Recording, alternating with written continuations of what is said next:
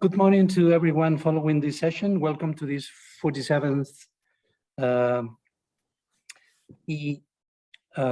IBA conference taking place here in Madrid, Complutense University. My name is José Fariñas.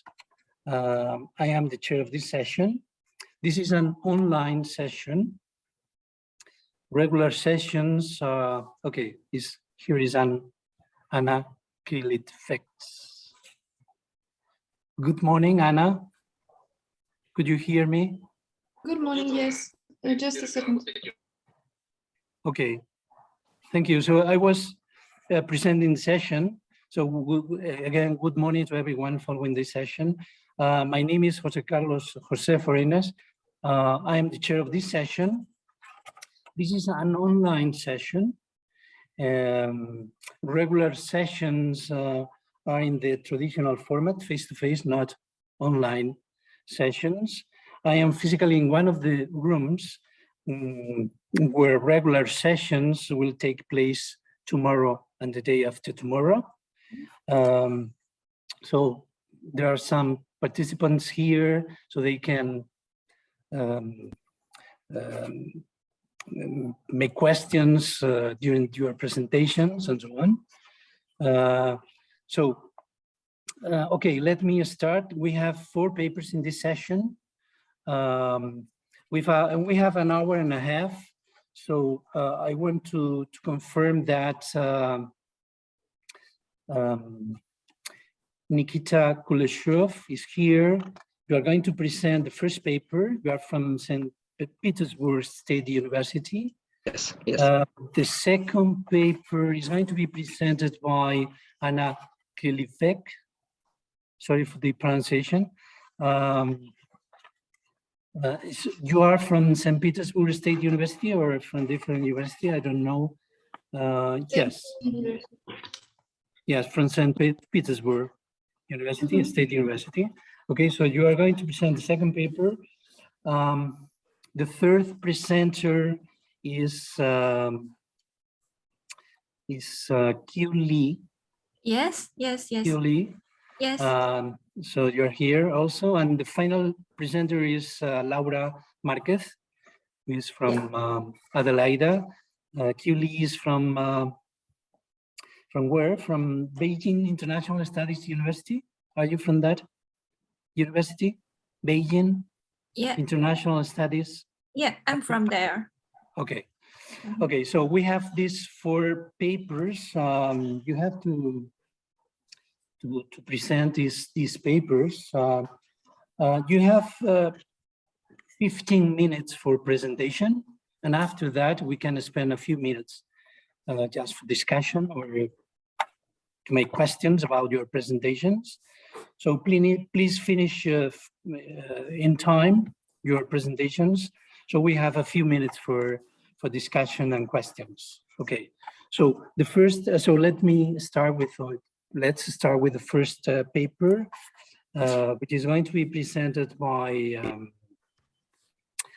Nikita Kuleshov. Okay, so Nikita, the audio is yours. So you have upload your presentation, and yes. And you have 15 minutes. Okay, remember that. 2 minutes before the end, I will remind you that you are at the end of your presentation. Okay. Thank you. I want to present our paper, Political Regime Staff Management Ecosystem and Innovations, setting the research agenda, and it's this research is more like an early stage research, not like a well-developed paper at the moment. That's why maybe not so well produced and well designed yet research, but I will talk about combination of aspects of political regime influence and about talent management, micro talent management within the innovation sphere. So I will present the concept of political regimes influence on ecosystem development, and after this about specifically about MTM ecosystem and its connection with political regimes. So importance of attracting high quality human capital in the context of the war for talent was active development of talent management. This sphere is becoming really broad, and it's a lot of concepts and different ideas within it. And one of the streams, one of the directions of research development is the interaction of participants of TM process at levels of state and organization, macro and micro level, and then be analyzed to identify key difficulties, the challenges, and determine the path for development. And it could be done through macro talent management perspective. Main functions of MTM are talent attraction, talent development, talent retention, and so it's about human capital mobility. It's about possibilities to develop talent within the country or just attract them from other countries, from other regions, and so on. MTM related process may be discussed through the perspective of ecosystems because it's again, it's a complex concept, and it's a multi-level, multi-actor concept. So there may be a lot of different interconnections between different levels, between different actors, and it's maybe much better to discuss this question through the lens of ecosystem concept. And this proposed MTM ecosystem can serve as infrastructure for different M&Es activities, and for example for innovation activity, because innovation they are obviously connected with advanced human capital, with talent, and talent is a viable resource for innovation activities, the firms. And the final mark that political regimes as institutional environment shape the rules of the game and affect the characteristics and key elements of ecosystems, and they can have an influence on the possible interconnections between agents, freedom of actions of agents, and possibilities for development within MTM ecosystem. So let's talk first about political regimes and ecosystem development in general. So as I said, political regimes have shaped the economic activity in general in the country, for example, but also we can have a distinction between democratic and autocratic regimes. So democratic regimes may be characteristic more with connections with citizens through elections, of reactions of independent agents, and less consistent policy implementation strategy because of election procedures and dependence on popular voting process. And autocracies are characterized with direct administrative control and restrictions, more centralized economic regulations and direct control, and also more stable political environment. Well, if we're talking about a specific moment of time. About the first concept, Wells can add that actually ecosystems are about co-development and about co-evolution of agent participants, and institutions creating rules for interaction between them, and specifically the different points of view about how different political regimes can shape these interactions. And one point of view is that democracy is necessary to achieve strategic goals at different levels in society, and the other that successful administration in society and within ecosystem are possible regardless of the regime. Connections between democracy and development is kind of ambiguous, and it's not clear. It's not so clear. So I have two propositions there that, as I said, that the presence of democratic institutions is a necessary factor of successful development of ecosystems, and another one that autocratic systems actually are capable of implementing correct policies and building effective ecosystem, but they will just have a different form of organization's activity and different form of interconnections between agents within it. Now let's talk more about specific issue. It's about political regimes and MTM ecosystem. So MTM ecosystem as a concept is about connections between different agents, between government organizations, non-government organizations, between firms, MNEs,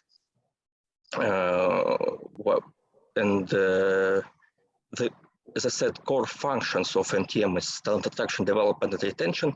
And in each of these functions, there are different roles of agents and different processes that should be that should be done, that should be performed to achieve success and to attract or develop talent. If we're talking about firm level of talent attraction, it's about creation of pool of talent, that formation of a recruiting brand by firms, and at the state level, macro level, in general, it's about support program for foreign specialists. It's about investments in the innovation sphere that can create more jobs for talented specialists, and it's about formation of territory brand. It is maybe also an important factor to attract new talent specialists. If we're talking about talent development at firm level, it's about development measures, it's about acquiring skills by employees, it's about different strategies by firm to develop skills of their employees. And state level, it's maybe about joint activities of educational organizations and firms. It's about creation of some kind of clusters and other possible common grounds for them to interact and to jointly to develop talent specialists. And also it's about development of training programs, and about it's about creation possibilities for firms to train their specialists. And if we're talking about talent retention, it's about at firm level, it's about attraction with attorneys and global appointments. It's about repeated turnover issue, employee engagement to retain them. But at state level, it's also about cultural integration of specialists. About if we're talking specifically about foreign specialists, and can have some issues during their working process. And it's also about economic conditions in the labor market and about economic stability in general, because it also affects the desire of talented specialists to leave or to stay. Let's talk more about macro factors' impact on talent management process. Such factors as economic stability, political stability, consent of specialists with cultural values, and development of scientific and technological sphere may affect how the talent management process and possibilities to perform talent management activities. And specific institutional environment is formed by political system and different characteristics. Democratic regimes they lead to attractive cultural and social values, flexible dynamic system, and possibility of social activity caused by advanced human capital. And autocratic regimes, they are about better administration of human capital mobility, and it's about control, human capital mobility from outside. It's about control of labor market in general, and it's about control over large projects and making more sustainable MTM strategy, long-term strategy. If we're talking about innovations and MTM and innovations, we can know that dependence of innovative sphere on the activities of government, its material and administrative support, and also as I said, talent is a very viable resource for innovation activities of firms. And in the process of human capital acquisition, there should be interactions between innovative firms, education organizations, and government. So in general, this idea to implement the concept of multiple helix or triple helix within this concept of macro talent management, to create the model of multi-level interactions between agents, using this in the creation of the concept of MTM ecosystem for consideration of political system and MTM impact on innovations. So we're talking about propositions in this sphere. First one is that MTM ecosystem is a promising area of development in countries with more autocratic regimes due to the data control over all economic processes and about interactions between agents, and that it control over human capital in an organization, well, because they have such a centralized management model at the state level.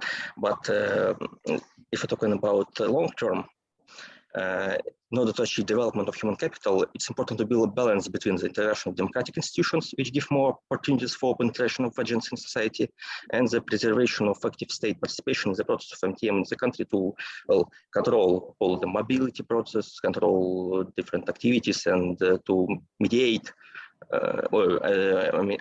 moderate the whole ecosystem. And the MTM ecosystem integration sphere, based on the model of multiple helix, can achieve the results of innovative development in a stable institutional environment, and it can be achieved in both democratic and autocratic systems, and in different contexts, it's achievable. So as a result, I'll conclude with this model, summarize the whole ideas of these propositions. So the proposition seeks to explore in more depth the specific effect of different types of political regimes on ecosystem performance, specifically the possibilities for effectively implementing MTM within an innovation activity context. Proposition 1A and 1B are about different variants in the direction, different variants of political system influence on economic ecosystem development, and it's about ambiguous question of this influence. And the propositions 2, propositions 3 and 4 are they're focused on how MTM processes implemented within ecosystems can be changed depending on the characteristics of the political regimes, highlighting different overall impact of democratic and autocratic systems. So it's just about, as I said, about short-term and long-term development of ecosystem and possibilities in different regimes. It's about possible connection of MTM ecosystem and within the innovation sphere, and that we can develop it in different political systems, just because we will have different forms of interconnection between agents within these ecosystems. So that's all. Thank you for your attention. I am ready to answer your questions. Okay, thank you, Nikita, for your presentation. So we have now a few minutes for discussion. So let me just say a few things about your paper, your presentation. So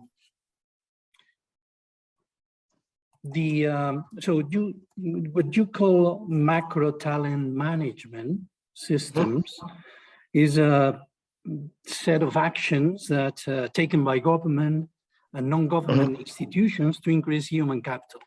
And after a large review of your of the literature, your conclusion is that there are two views. Okay, the first one says that authoritarian systems are less suited to develop these macro talent management systems. And the other says that there is a basic similarity between democratic and authoritarian systems for an efficient implementation of these talent management systems. Okay, so this is your main conclusion, I think. Well, at the moment, I mean, obviously it's in the process. So yeah, I mean, it will be developed further. And so, according to this conclusion, what do you think it is the next step in your research agenda? Because there is an ambiguity in this result that the literature says about what is the impact of political regimes on macro talent management systems. So what is your, do you have any idea about what is the next step? I mean, it may be that. Well, yeah, I mean, obviously it should be, I think that, well, direction of development is about look specifically at different activities within MTM system and find some, well, some proofs or some information in the literature about how in some more narrow issue of, for example, talent attraction of different activities, that some which type of the political regime have an advantage in this question. So it's, I think it's more like about, if we have such an ambiguous question, it should be about differentiation between different steps within MTM system and the differentiation of possible influence of well, democratic and autocratic regimes to find more, well, clear answer, because obviously autocratic and democratic regimes, they have different advantages in different, you know, just in different areas. So yes, I think. Do you think that empirical analysis can clarify this debate about what is the impact of political regimes on macro talent management? I think the core point here is that the concept of MTM system is too complex to analyze it in this way. Well, I mean, I obviously describe different functions and different of within this system, but I think that we will have more clear answer if we will look further at specific activities within MTM system and characteristics of political regime that can cause the influence on, well, this specific activity, this specific process. So I think it can be, well, direction of development. Okay.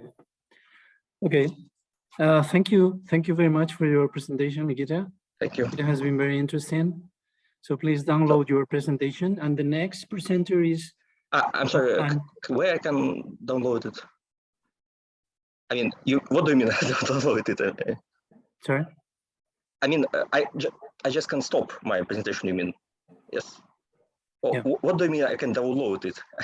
I mean, I didn't get this. Yeah, stop your presentation. Okay. Mm-hmm. Thank you. Okay, thanks. Mm-hmm. So the next presenter is Anna Kriklivets. I don't know if I am. It's correct. Just now it's correct. It's a good pronunciation.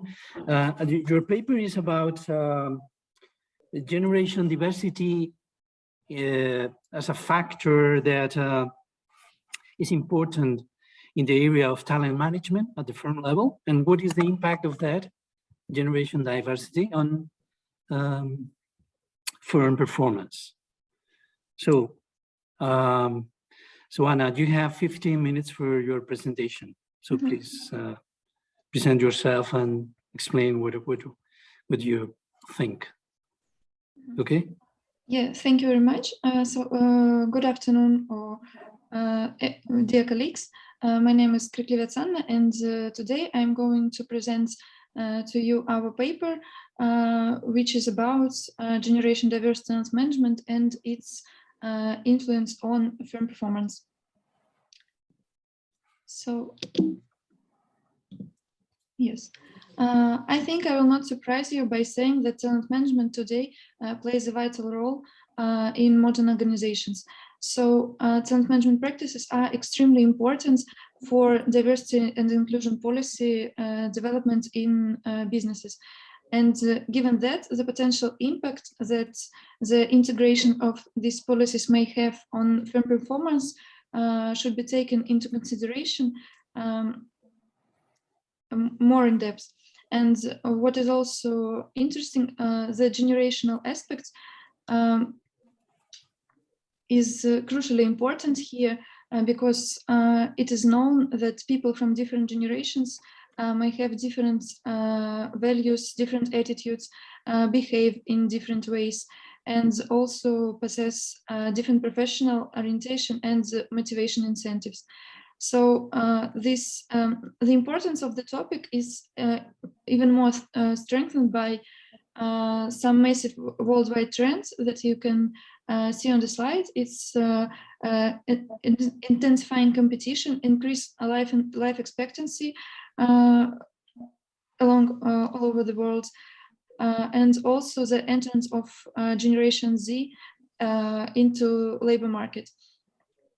Also the urgent needs for the development of diversity and inclusion practices in modern firms also makes sense when we are talking about diversity and inclusion. So in our research, we are trying to answer the question of how generational diversity in the firm may influence its performance, and what are these characteristics that distinct people from one generation from another.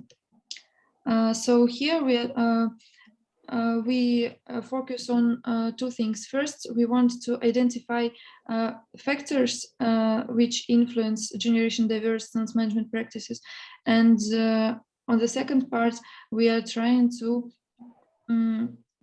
explain the link that may exist between firm performance and the implementation of generation diverse talent management practices.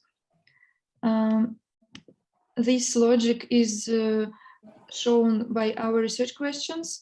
First one is about factors, and the second is about relationship between firm performance and talent management practices for different generations. Our theoretical framework looks like following. In generation diverse, in talent management practices, we focus on attraction, development, and retention of talents, while our factors are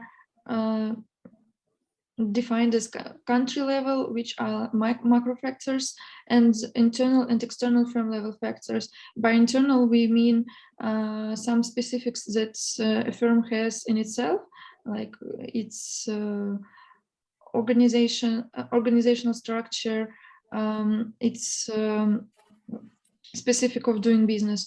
And external firm level factors are mostly about the environments in which firm operates, its industry, markets, pricing, and generations.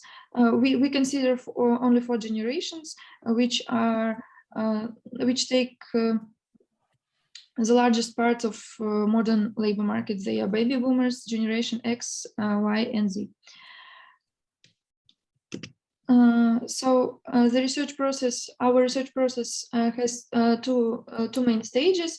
At the first one, we interviewed HRM experts and have done content analysis. This part was aimed to answer our first research question and to identify main driving factors for implementation of generation diverse talent management practices. And the second part is a quantitative study. We have conducted a questionnaire for HRM directors from 82 different Russian companies. It was done online. After that, we made descriptive statistics, conduct factor analysis, and regress these factors.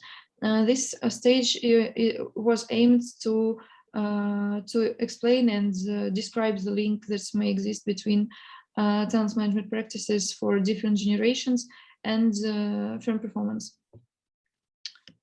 So as for the results of our analysis, we have found that only firm, first, that what we have found, that only firm level external factors are statistically important when we are talking about their influence on talent management system of the firm. And the second finding was a positive link between generation diverse talent management practices and firm performance.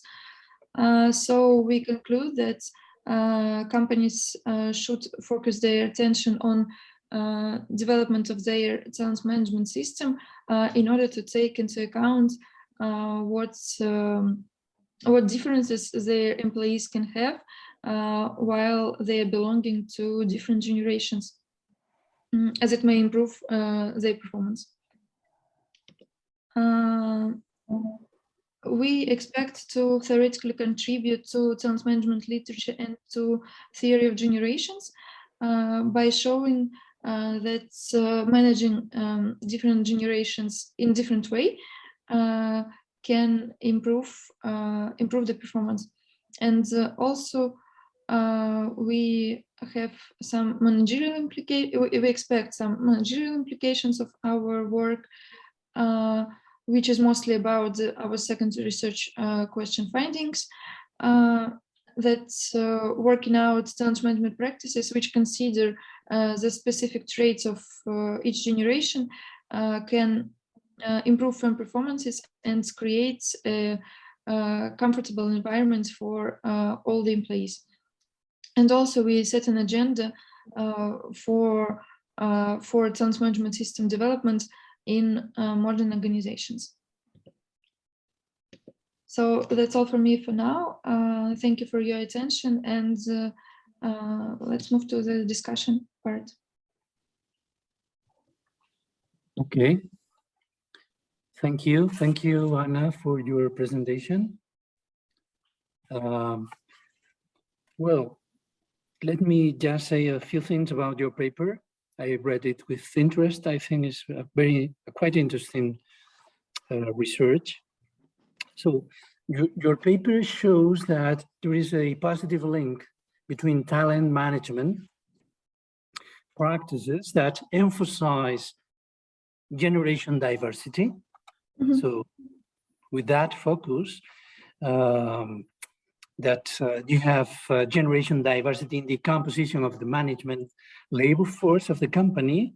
If that aspect of talent management is important with respect to firm performance. And the answer you give to this question is yes, there is a positive link. To say it briefly, more generation diverse firms have better performance. No, actually, I mean that firms which are focusing their attention on implementation of talent management practices, which are in some sense different for people from different generations, they have better performance. Not those that are more diverse, but those who focus their attention on diversity and are trying to develop their people in different ways, depending on their generation. So it is not just that you have more generation diversity, but the important point is that you focus on, so you could repeat what is the main point? That you focus on adaptation of your talent management system to peculiarities that your employees have, depending on their generation. So, for example, if you have employees from Generation X and at the same time there are people who are from Generation Z who are also working in the same organization, you as a human resource manager develop different approaches to them in order to create a comfortable environment for them. And those who do it have better results. Okay.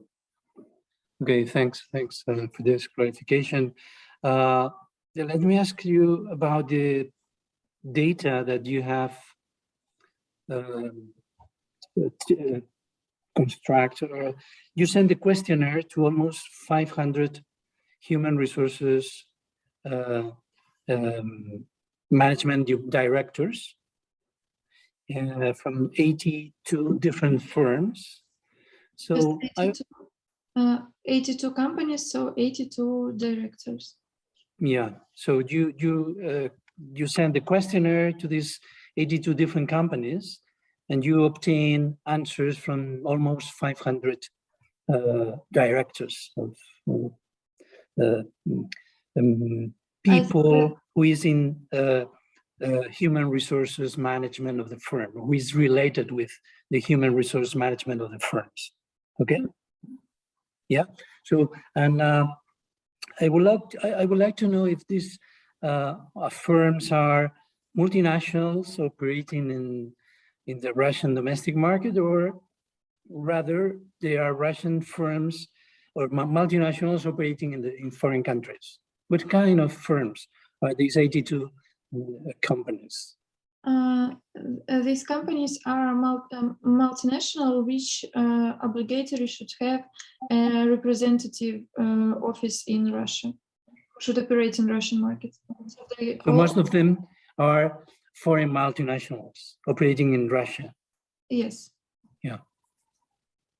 Do you think that there are differences across multinationals between, for example, Russian multinationals that operate in foreign countries and with respect to foreign multinationals operating in Russia?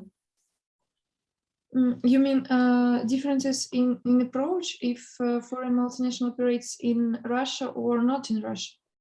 Yeah, no. What is the point in analyzing these multinational firms? Because they are mainly foreign multinationals, as you say. The point is to analyze the situation on the Russian market. So here in Russia, we have talent management at an early stage of development. So we want to understand how it works in this particular context, where, for example, I suppose it's in Europe, for example, this approach for doing business is more widespread than we have. So for our markets, it's a new practice, and it's worth to describe it. This is our presupposition. Okay. Yeah. Okay. Do you think that? So I think that the methodology is quite original, in the sense that you have obtained a lot of information about the practices in these firms. But I would like to ask you why do not work with a more direct approach, in the sense that you can observe generation diversity, or you can construct generation diversity praxis, taking into account the composition, taking into account the variance of the age composition of human resources management, and relate this type of measures with firm performance. Do you think that this different approach, more quantitative approach that measures directly the generation diversity composition of the firm, and if this is related to the firm performance, to firm performance, do you think that this is something which may be of interest in your research or not? I think it could be an interesting further direction for this research. Indeed, I would consider it. Thank you. There are no papers, I think, introducing this heterogeneity in generation composition of the firms and the relationship between this and firm performance.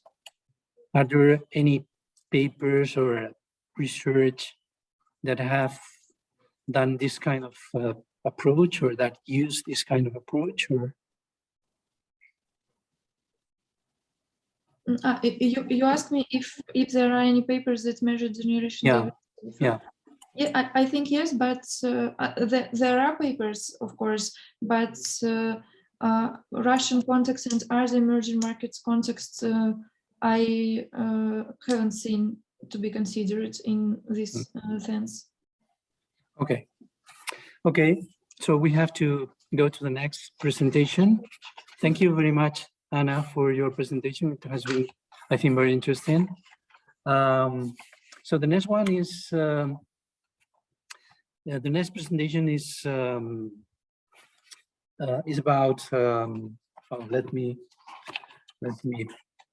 it's about the influence of corporate social responsibility and talent management. Corporate social responsibility and green innovation on cross borders, mergers, and acquisitions in China. That the paper examines this relationship of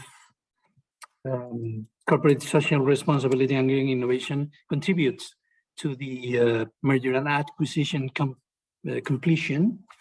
And the paper is going to be presented by Kuli from, Yes. I think, Beijing International Studies University. Is this right? Yeah. Yes. Okay, so the audio is yours. Okay, So so can I just share my screen? Yeah, you have Okay. to upload your presentation. Yes.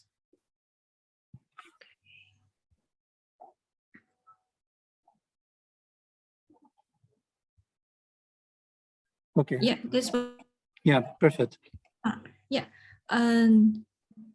So good morning or good afternoon, everyone.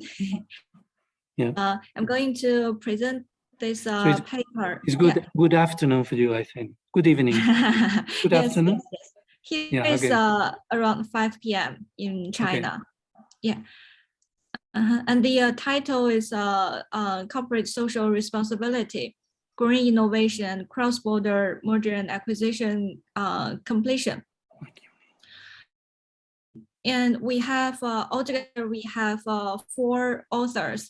So today I'm going to present this instead of others.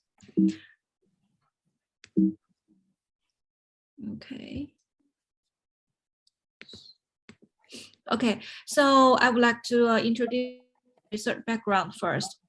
And actually, we focus on the merger and acquisition completion, especially for those emerging multinational companies. And actually, we found there might be some problems because the failure rate is really high. I just show some numbers here. For example, there will be more than 30% of cross-border merger and acquisitions have failed. And the non-completion rate of cross-border merger and acquisitions conducted by multinational enterprises from emerging market have reached up to almost half.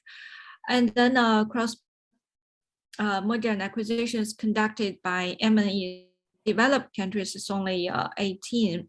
So I think we think this is an interesting topic to think about why the failure rate is high. And then we are focused on 2 antecedents. CSR, corporate social responsibility, and the other one is green innovation. Because now actually for the emerging market multinational enterprises, they face the legitimate market stakeholders. Usually these kind of companies, they have some challenge when they try to gain the legitimacy in foreign market, and also sometimes the reputation, and also will be their reputation will be ruined if there are other companies they have been invested in this kind of host countries. So we focus on the research background of CSR is an increasingly important factor in interacting with stakeholders in the host market, and also focus on the legitimacy concerns from host market stakeholders. So this is our research background. And then now we raise up our research questions. The first one is, what is the role of green innovation in affecting cross-border merger and acquisition completion? So we would like to try to use some quantitative methods to find out the relationship between green innovation, the merger and acquisition completion, as well as the relationship between CSR and merger and acquisition completion. And then we also involve the advisors as one of the antecedent, and also we take the financial advisor as the moderator. So try to find out what is the direct role of financial advisors, and also how these advisors will moderate the relationship for innovation, CSR, and merger and acquisition completion. Why we focus on the financial advisors? Because we see from some of the literature and also the business practices, we see that when people, when this kind of professional people, they will be employed by the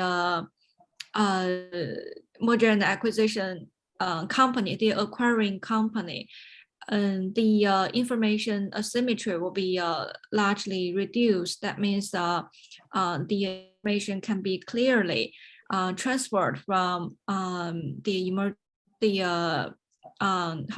acquiring companies to the target firms. So we find that there might be some role that financial advisors are going to play in the merger and acquisition process. So we focus on these financial advisors.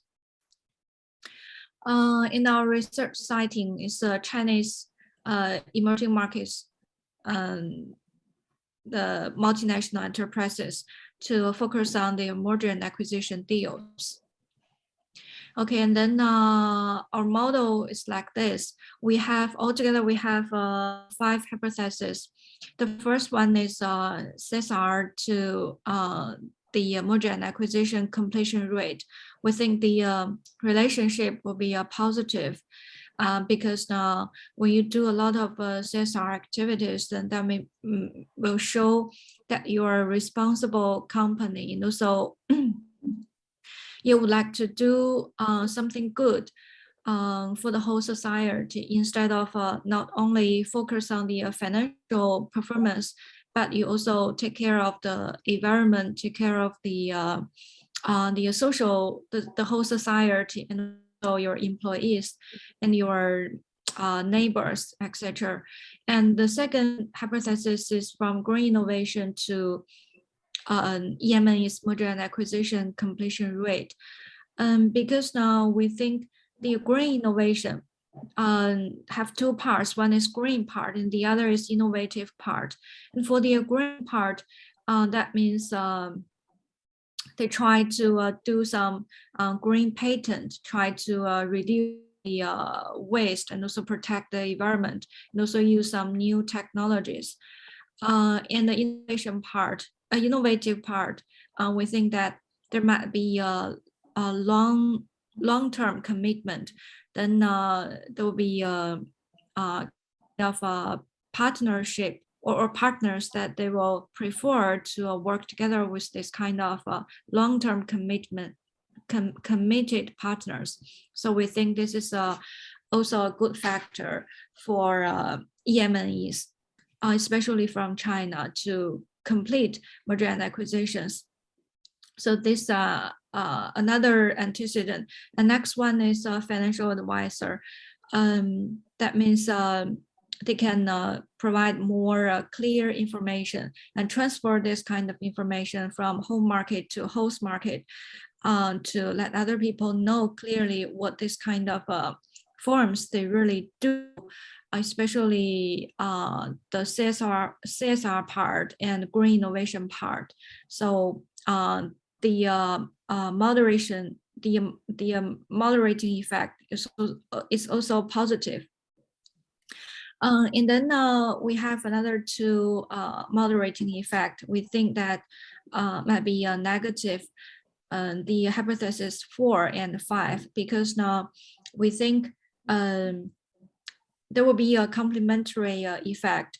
If you have this financial advisor here to transfer the information, increase the information symmetry, and then the main effect will be reduced. So we think here hypothesis 4 and hypothesis 5 will be negative. And then now we try to collect some data, design the whole research. The literature part, we use stakeholder perspective, and also this study focuses on the effect CSR, green innovation, financial advisor, and merger and acquisition completion. And this is the sample. We have altogether we have 358 cross-border merger and acquisition deals. We got this kind of data from database and also merged some of them from the CSR database. And the year is from 2007 to 2018. This is the research design method. And then the findings is very interesting. Almost except hypothesis 4, the other is not supported, and 1, 2, 3, 5, all of them have been supported. So the things would like to be conducting activities positively influence the likelihood of cross-border merger and acquisition completion. This is our first hypothesis. And then second one is related to green innovation and cross-border merger and acquisition completion. Also, is supported. And the third one is related to financial advisor. If the focal acquiring firm has hired an advisor during the merger and acquisition process, then the likelihood of cross-border merger and acquisition completion will be increased. This is also supported. And number 4 haven't been supported. It's rejected. Hiring an advisor negatively moderate the relationship between CSR and cross-border merger and acquisition completion. And the last hypothesis also supported. Hiring an advisor negatively moderate the relationship between green innovation intensity and cross-border merger and acquisition completion. So this is the findings of this paper. And for the discussion and conclusion part, we have some theoretical contributions and also practical insights. Theoretically, we contribute to stakeholder perspective. Because now usually previous we do this kind of research based on the advanced company, and this is this paper is from emerging markets, so we have some new insights to the stakeholder perspective. And second one is merger and acquisition completion. By considering strategic CSR in the context of cross-border MAs, and also contribute to strategic CSR literature. So this is theoretical contributions. And then from practically, we try to help EMNEs to reduce the possibility of M&A abandonment, because this is you will have a lot of input financially and also personally. So hopefully it will be better for EMNEs to have the merger and acquisition completed instead of abandoned. So try to provide some suggestions for strategic directions to the companies. And next one is incorporate CSR into EMA strategies. I think this is really important, because now for companies, especially those companies who like to go abroad, they have to take CSR into their strategies, but not just try to do CSR when there will be a risk in front of them, and then try to take CSR as an insurance. This is not the long-term development strategy, but they have to incorporate the CSR into their strategy, put CSR as one part of their company's strategies. So I think there will be this will be helpful for the company's development in the long run. Okay, so that's all for the presentation. Thank you for your listening. This is my email. Yeah, thank you. Thank you. Okay. Thank you. Thank you very much, Kirin Gao, Yeah, for you. your presentation. Mhm. Your paper is very interesting. So you find a positive relationship between conducting corporate social responsibility and implementing green innovations at the firm level. And this increases the merger and acquisition completion. Yeah. So the cross-border merger and acquisition completion rate is greater for firms conducting corporate social responsibility and also implementing green innovations within the firm. I would like to know what is the main reason for this, in your opinion? I mean, I think that you mentioned stakeholders' considerations in the host market. So it's something like that seems to be related with reputation considerations. With the factor, so do you think that the main factor behind this positive relationship is connected with this kind of considerations? Is your view or the main view of your paper this one? Yes.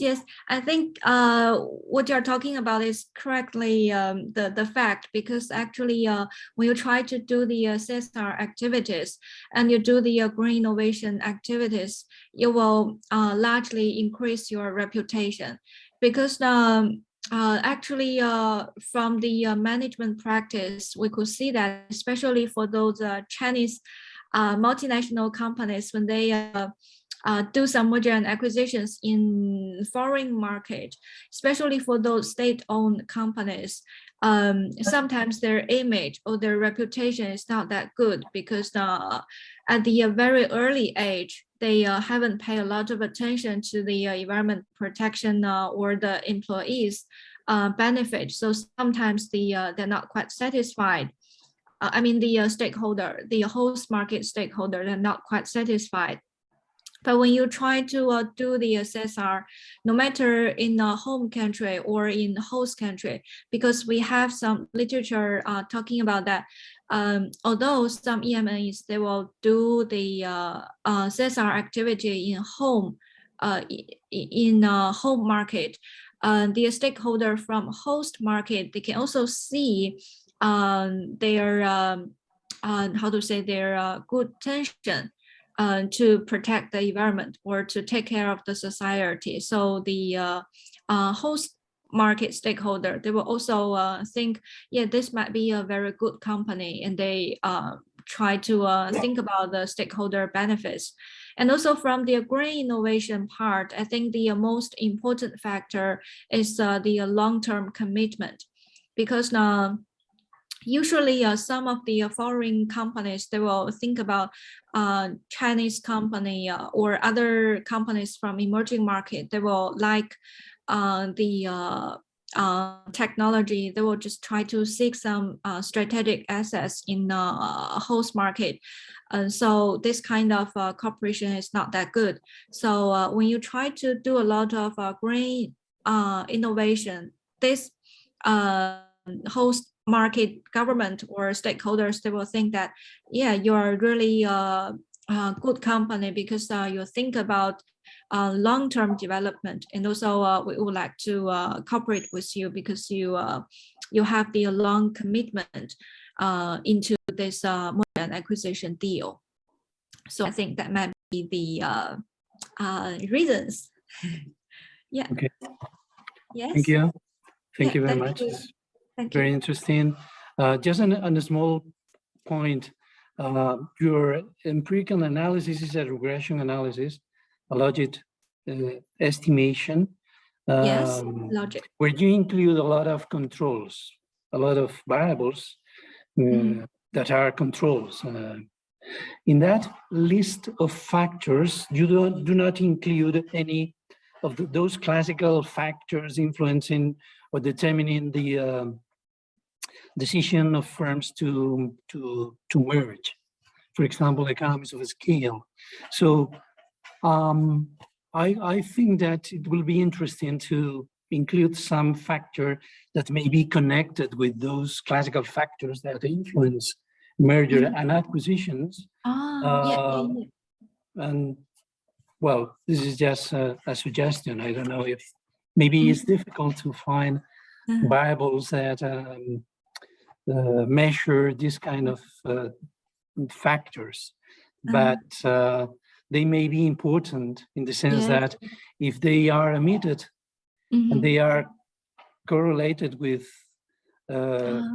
corporate social responsibility, for example, this can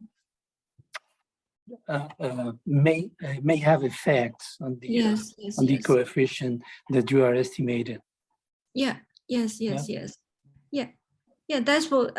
is really a very good suggestion. I think we can try that to find more variables to try to make our model better.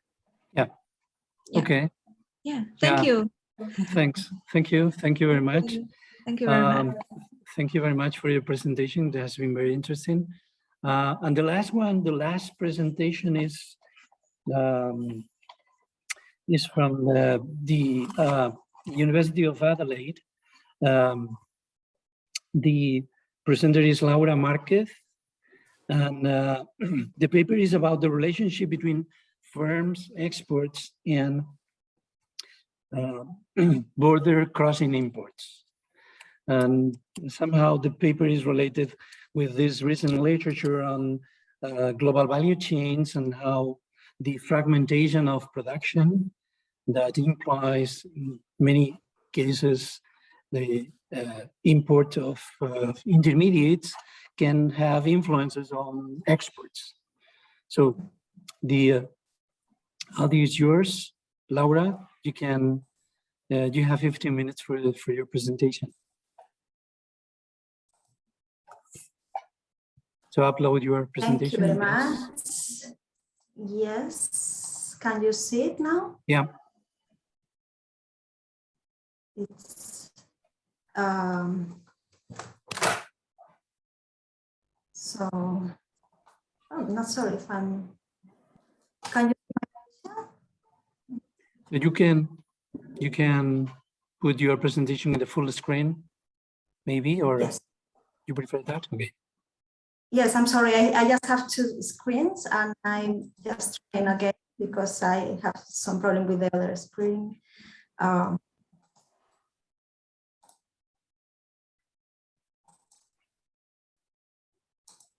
Yes, better. Yeah, today I'm going to present, thank you for the introduction. This paper is a collaboration with Harry Bardana. I think Harry is here today. Are you, Harry, there? Yeah, is Harry Bardana here? Yeah, I'm here. Oh, okay. Okay, so he is here at the University of Adelaide too, and we have an affiliation also with the University of Jaume I in Spain, which I'm going to come back in Spain in January. So, well, I'm sorry I couldn't attend the conference in person, but it was very nice that you make this possibility for us to present this paper. To motivate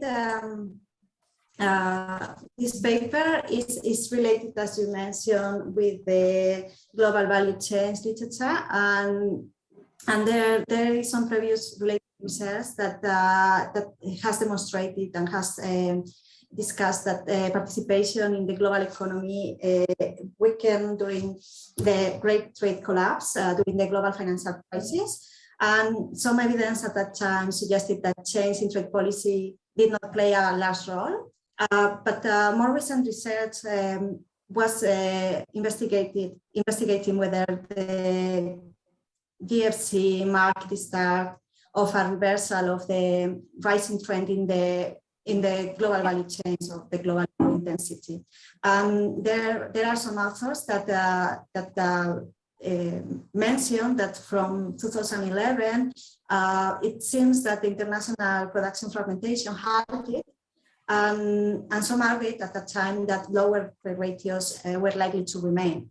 So then arrived the coronavirus crisis, and it seemed that there was some acceleration in some trends, like, for example, protectionist trends. For example, Evenet, in a recent paper, mentioned that in our globalized and interconnected world, governments must decide what to do.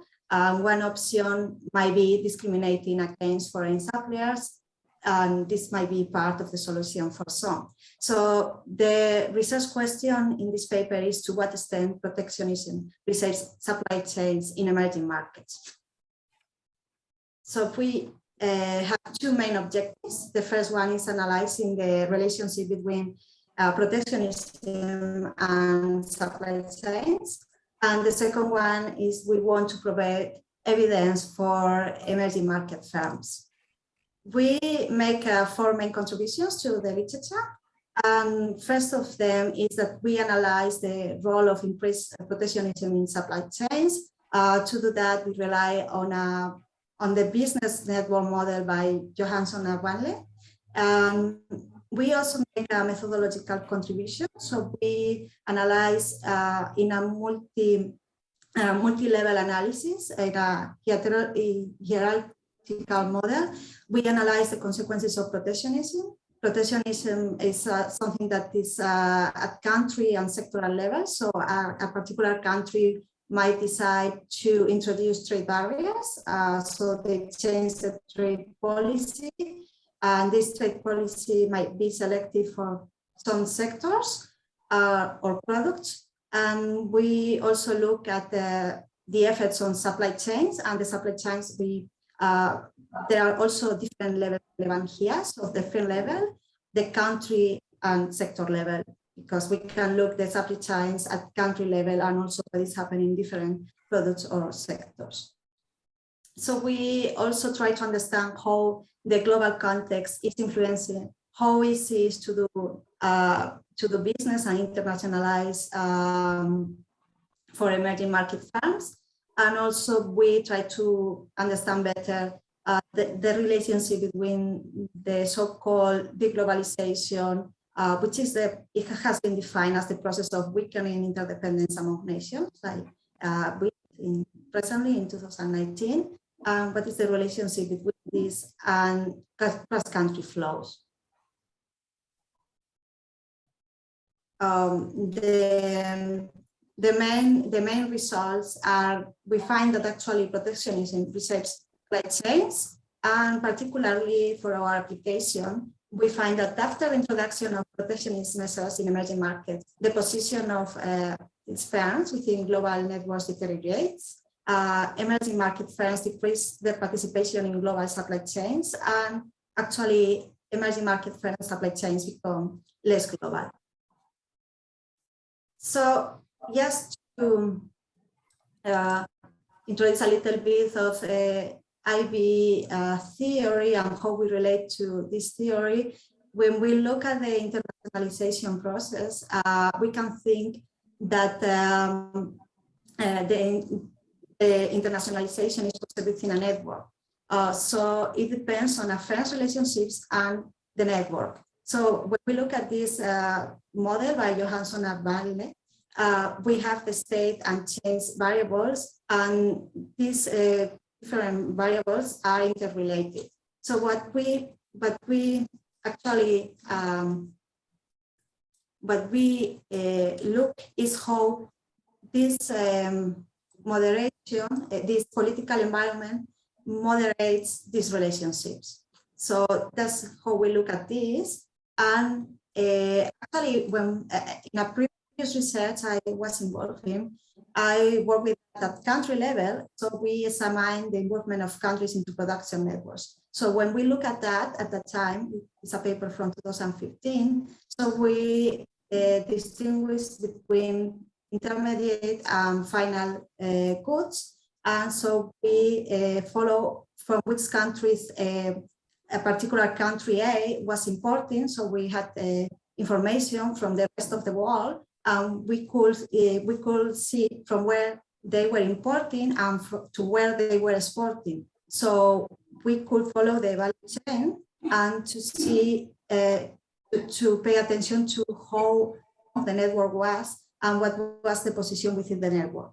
So we did that at country level, and in this research, which is some way related, but now we go to the level of the firm, and what we want to adapt this approach to firms. So we want to focus on the number of borders that imported goods cross as they enter the country of the focal firm, and we want to introduce the change in the policy, particularly the change towards a more protectionist environment. So what is important for us is the inward side, the importing side. So we want to see what is the effect of importing on exports. And for that, we look at what we call simple and complex importing on exports. So we understand by simple importing when firms import intermediates crossing an international border once, and complex importing when firms import intermediates crossing international borders several times. So just this is an illustration in which I just wanted to distinguish just an illustration of what is complex versus simple importing, where one is the importing side, 2 is the production process, and 3 is exporting.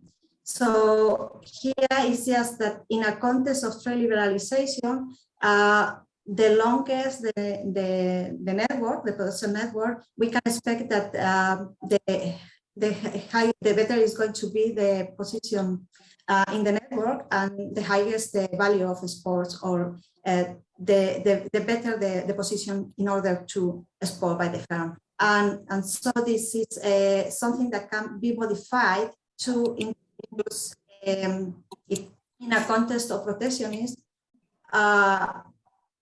What's happening with the political environment is that for firms, it increased the cost of importing. So there is a trade barrier, and this increases the cost, that disrupts the production process. And what we will see that this might have an effect on exports. So our understanding is that exports might be affected, and then simple and complex importing are not so different now in terms to helping exporting activities, like distinction. So maybe simple importing is becoming more relevant than complex, because there is an increasing trade cost now for firms. So we have 2 main hypotheses, and one is for what's happening in the context of trade liberalization, and the second one, what happens when there is a context of protectionism or increased protectionism. So in the first hypothesis is that when there is a favorable environment for of trade liberalization, emerging market firms might position more favorably in global networks, and complex importing might drive to a higher extent their exports. In the second hypothesis, when there is an increase in protectionism, these firms might relatively rely more on simple importing to export, and their position within global networks might deteriorate because they find more barriers to supply themselves. So we perform an application for Indonesian firms.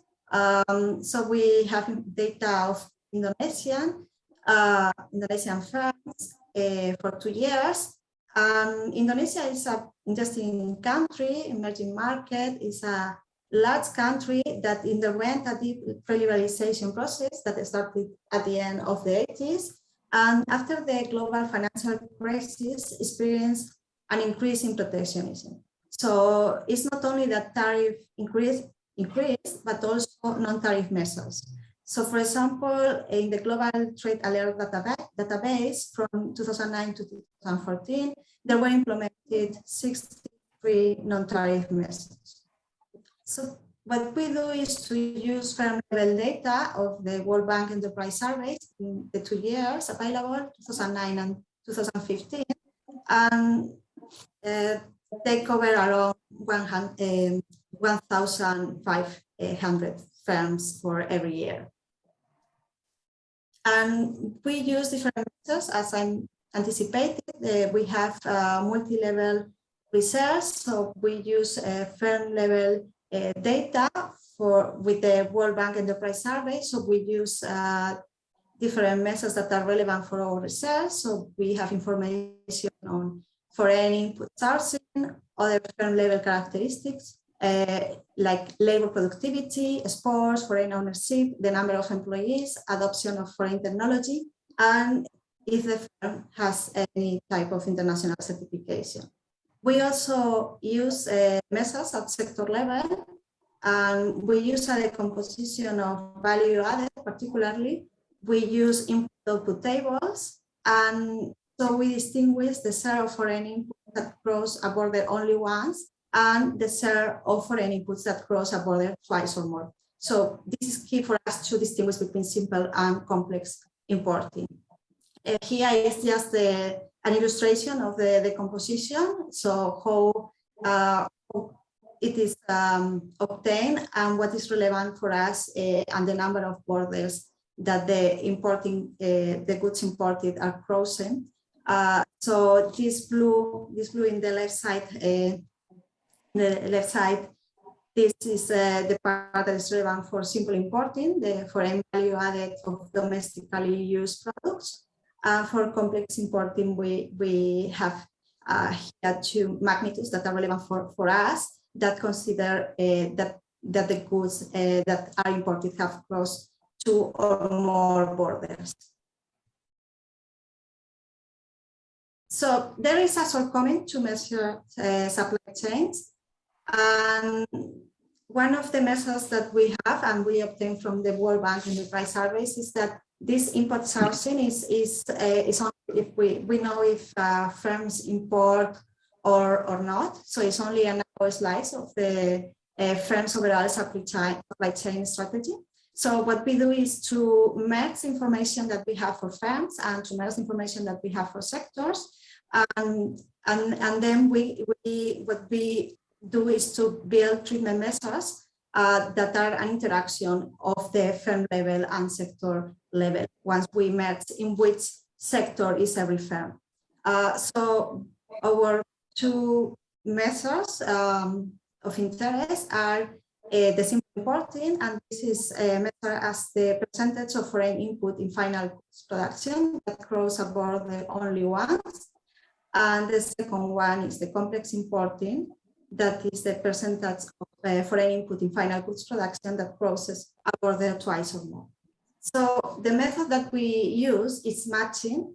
What we do is to match each importing firm with a control group of importing firms that are equally likely to import. So we do a audit, and there we include the different characteristics, and we find the probability of importing for the firms. So we do this in 2 different for the 2 different years, 2009 and 2015. 2009 is in the context of trade liberalization, and 2015 represents the context of protectionism. We use 2 different methods. The baseline is the propensity score method. And we do also robustness, that we particularly use the multivariate distance matching. And actually the results are quite similar. Both of them have shortcomings. That's why we use the 2 methods to check the robustness of our result. We look also at the checks, we do some checks with the balancing test, and basically to understand if the groups are balanced after the matching, to see if their differences are statistically significant or not in the different characteristics. And actually we find that they are okay. We pass the test of the balancing test, and actually our estimates will be unbiased. So what we do is we calculate the average treatment effect of the treated, and particularly we look at the effect of multiple, it can be multiple or simple. So with this concept between simple importing and complex importing, border crossing imports, this is the treatment, and the outcome is exports. And yes, a little bit about the descriptives. So what we observe when we look at the firm level data is that actually when we compare 2009 to 2015, we find an increase of domestic firms. Domestic firms defined here as firms that neither import nor export. So we observe that, and we also observe that there is a decrease of firms that import, actually, from 2009 to 2015. Here I just saw the final results. This is with the propensity score matching, and we first run also the matching with a variable that is importing, not distinguishing between simple and complex, and we find that actually importing is relevant for exporting. This is in line with expectations, but what is interesting here is to compare what's happening with simple versus complex importing. And when we look at 2009, we find that in the context of trade liberalizations, emerging market firms position, this was our hypothesis, seem to position more favorably in global networks, and complex importing drives their exports. And when we look at 2015, then this is the year with increased protectionism. And it seems that actually here, simple importing and complex importing are both relevant for their exporting activities. So this is consistent with the expectations. Just to conclude, this is what we have done. This study is looking at the relationship between exports and the number of borders that goods imported cross. This is this is an application for emerging markets, and we distinguish between foreign value added, simple importing and complex importing, and we tested two hypotheses, and the results validate this hypothesis. And generally, we find evidence that protectionism reshapes supply chains. This is my presentation for today, and here my email if somebody wants to comment something. Okay. Thank you very much, Laura, for your presentation. Let me say a few things about the paper. I find this paper very original and interesting. So congratulations to Laura and Harvey. In particular, I find innovative the distinction between simple and complex importers. A simple importer is a firm that imports intermediates to export, and those imports cross borders once, while importers are complex when the import of intermediates cross borders more than once. I think this is it's a simple idea, but very interesting. What the paper finds is that when import barriers increase, simple importers are less affected in their export activity than complex importers. And you confirm this result for the case of Indonesia in the period after the global financial crisis, when a reversal of trade liberalization took place in this country. I think that this approach is a kind of difference in difference approach, the methodology. So you compare export performance of simple and complex importers. This is the first difference. And this difference, you compare this difference before and after global financial crisis. So this is the second difference. I think that it's quite interesting, the approach, and I find quite original the whole idea of the paper. I have just a comment or a question for performing this analysis, to conduct this analysis. You merge firm level data from the World Bank Enterprise Survey with sectoral level data from the WIAT data set. So that you assign what you observe at the sectoral level to the firm level, according to the main activity of the firm. Well, this is okay. I understand that it's quite difficult to find data at the individual level of the firm to identify what are complex and simple importers. But I would like to know if this merge, this idea of merging data from the sectoral level and at the firm level may bias your results in some way. I don't know if you have think about this, and if some robustness checks are convenient to confirm your result, your main result. This is my comment and my question about the paper. I don't know what you think, Laura, about this.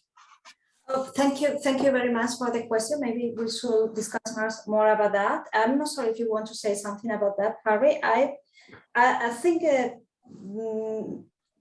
I don't think it should be a bias because of that, but of course it's an approximation and might have some problems, because, for example, I have the paper in front of me, and yeah, I see, for example, that it's not exactly the same industry in the World Bank, in the press survey, and in the volume input-output data. But yeah.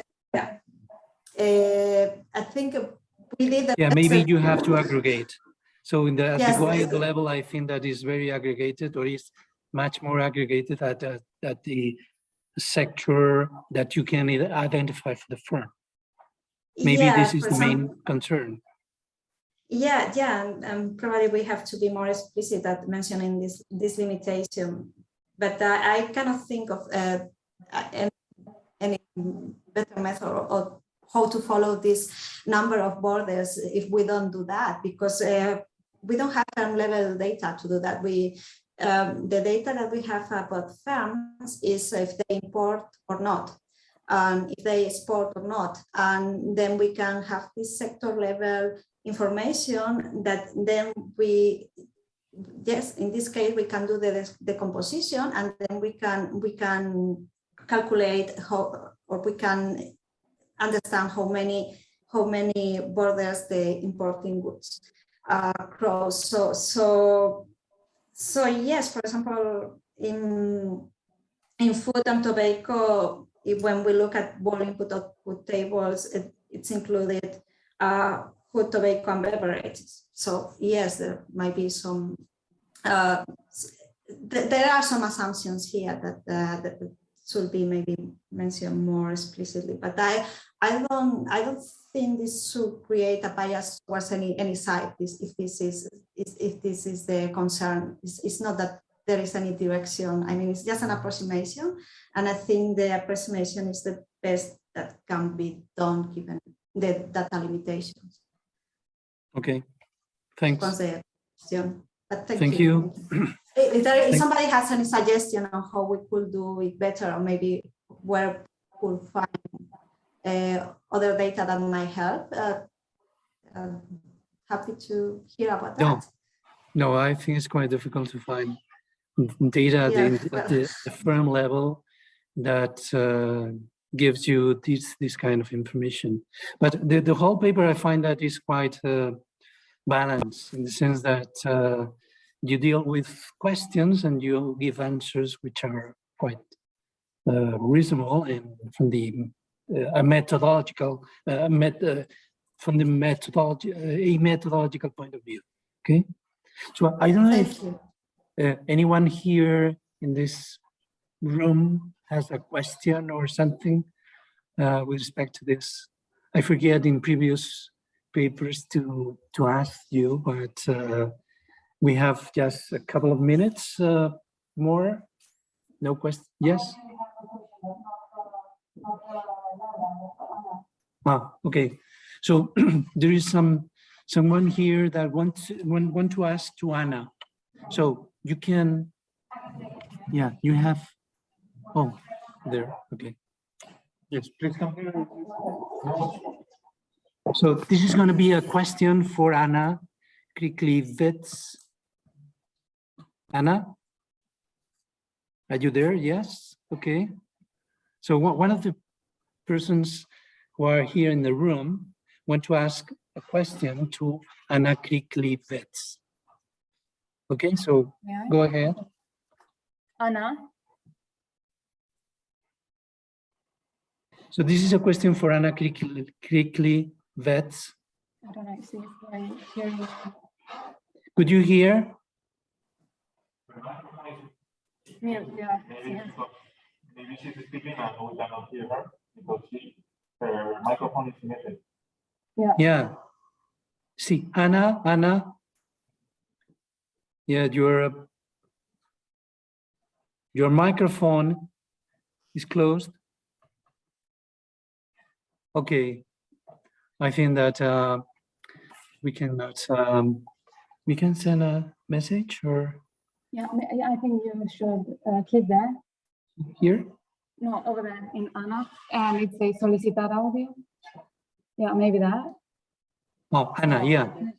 If you click that, maybe. In Anna.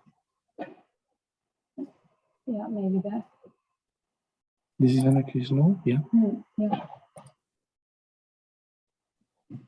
Anna? Yes, Yeah. yes, I'm So there sorry. is a, Anna, sorry. There is a question for you coming from a person who is in the room, okay? Yes. For your paper. Anna.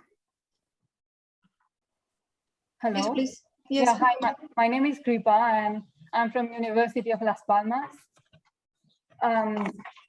So you were like really interesting, but I had a question before and I wanted to do it right now. Yeah. So according to your paper, the talent management system, especially talent attraction, is one of the crucial parts. But what are the factors? Like, what are the factors you find that can determine some aspects to see if a particular individual is talented or not? Is it how to define a talent? Yeah, Who is may a I talented repeat person? it again? Who is a talented person, you mean? Yeah, I mean, as according to your paper, the talent management system is one of the crucial parts, right? But what are the factors that can really determine if a person is talented or not? I understand your question. We focus on maybe I can explain a bit more, because just because a person is diverse doesn't mean that that person is going to perform well. Yes, I understand your question. As we are talking about talent management practices, not all human resource management practices, we of course specify people from different generations who are really talented, and we measure and estimate talent in terms of how well this person perform when he or she is working, and how it impacts the way the firm is doing business and how his or her work is influencing firm performance. This aspect is also taken into consideration. Okay.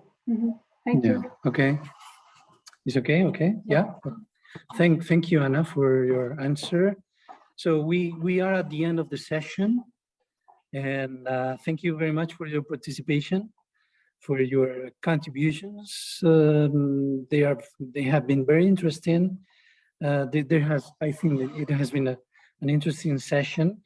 Thanks for your contributions, and we hope to meet you in the next conference.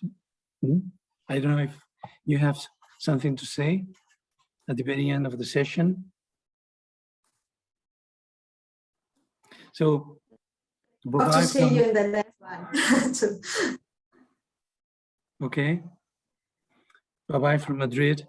Thank you very much. Thank Thank you. you. Bye bye. Thank you, Nikita, Enjoy the Harry, Thank you very conference. much. Bye. Laura, Anna. Bye Thank bye. you. Thank you very much. Bye. Yeah, thank you. Nikita. Hope next Yeah. year could see you offline. Yeah. Yeah. Yes. Okay. Bye-bye. Okay. Bye bye. Bye.